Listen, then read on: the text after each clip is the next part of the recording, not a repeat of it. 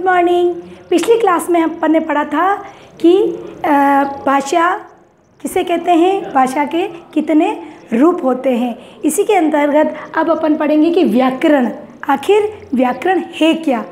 व्याकरण एक ऐसे नियमों को बताता है, जैसे कि मैं एक एग्जांपल बताती हूँ। अपन सड़क पर चलते हैं, सड़क पर चलते समय यातायात के जो नियम होते हैं, जो रूल्स होते हैं, वो हमको पता चलने चाहिए कि किस तरफ सड़क पर चलना है, कहाँ पर अपन को गाड़ी खड़ी करनी है, हेलमेट पहन के चलना है। तो ऐसे बहुत सारे नियम होते हैं। अगर अपन उन नियमों को नहीं मानेंगे तो क्या होगा, दुर्घटना हो जाएगी, एक्सीडेंट हो जाएगा, हो सकता है हमारे हाथ पांव टूट जाए, हम कुछ भी हो सकता है। तो इस ढंग से अगर हम नियमों का पालन कर कर चलते हैं तो हमारी कोई दुर्घटना नहीं घट सकती है। तो इसी ढंग से हिंदी के अंदर भी एक व्याकरण जो होता है वो ऐसा नियम होता है कि उसमें अपने हिंदी शुद्धता, उसकी बनावट, उसकी रचना, शब्दों की रचना, बनावट आदि पर गौर करवाता है और बताता है कि कहाँ अपन गलत हैं। इसी तरह इसकी परिभाषा है कि ऐसा शास्त्र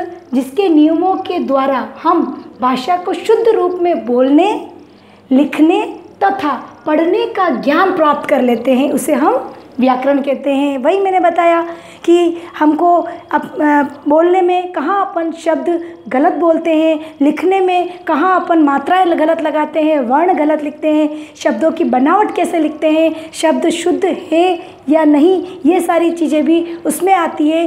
तो इन चीज़ों को समझने के लिए हमको व्याकरण का ज्ञान होना बहुत ज़रूरी है। जैसे आप इंग्लिश में भी पढ़ते हैं, इंग्लिश ग्रामर में भी यही होता है, वैसे ही हिंदी में भी व्याकरण पढ़ना बहुत ज़रूरी होता है। अगर व्याकरण का ज्ञान हमको अच्छे से होगा तो शब्दों की जो भी बनावट है, मात्रा है, उनका शुद्ध रूप है, वो हमको अच्छे से आएगा। जैसे मैं एक एग्जाम्पल उदाहरण के तौर पे समझाती हूँ। बिल्ली छत पर जा रहा है।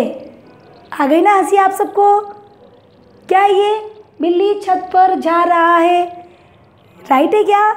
नहीं, ये रॉन्ग है, गलत है। बिल्ली छत पे जा रहा है, क्या है, बिल्ली छत पे जा रहा है? नहीं, बिल्ली छत पर जा रही है। यहाँ पर लिंग क्या है, बिल्ली क्या है, स्त्रीलिंग है। क्या है, स्त्रीलिंग है। तो इसका क्या बनेगा शुद्ध रूप?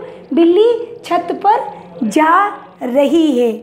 तो इसी ढंग से यहाँ पर लिंग और क्रिया का भी क्या हुआ, उपयोग हुआ। तो अपन ने इस उपयोग से बताया कि बिल्ली कहाँ जा रही है, छत पर जा रही है। उसी ढंग से राम गाना गा रही है। आई ना हंसी आप सबको? राम गाना गा रही है?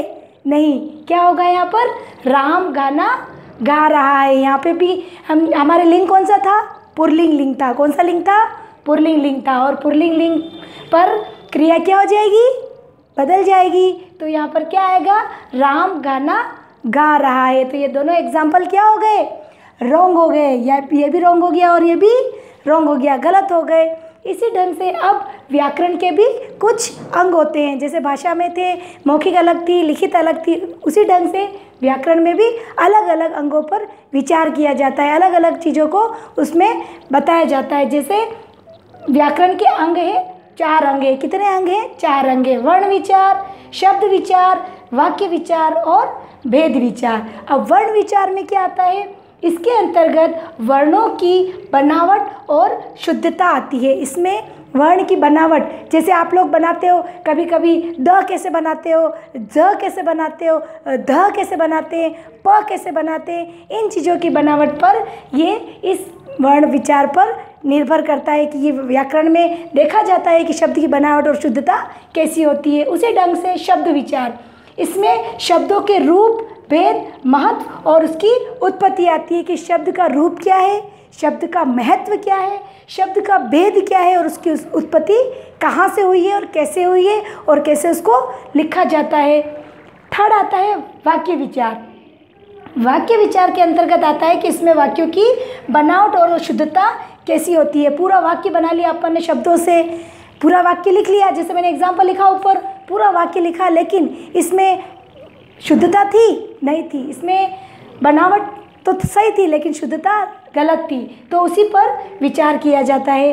फोर्थ आता है पद विचार। इसमें पद और उनकी रचना पर विचार किया जाता है। जैसे शब्द से वाक्य बनते हैं, वाक्य से बड़े बड़े पद बनते हैं, तो पद को भी इसमें विचार किया जाता है कि उसकी पद की रचना कैसे हुई है, उसकी लिखावट कैसे हुई है, वो किस ढंग से वो शब्द लिखा हुआ है, बना हुआ है। इसी ढंग से व्याकरण जो है वो अपन को हिंदी के अंतर्गत उन नियमों का पालन करने के लिए कहता है कि जिसमें आपको शुद्धता, रचना, बनावट सारी चीज़ों पर निर्भर रहता है। इन चीज़ों को अपन को व्याकरण में ध्यान रखना पड़ता है। Okay, thank you.